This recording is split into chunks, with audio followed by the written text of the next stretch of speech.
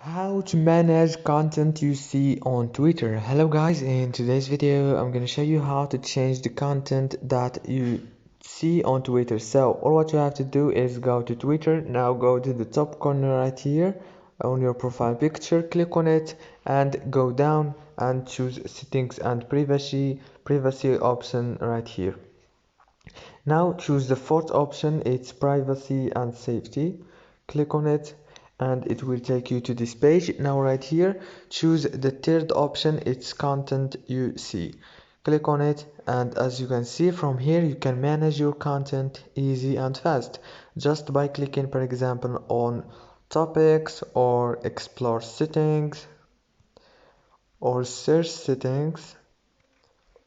And also you can hide the sensitive content from here. If this video was helpful, please don't forget to like and subscribe, and thank you so much for watching.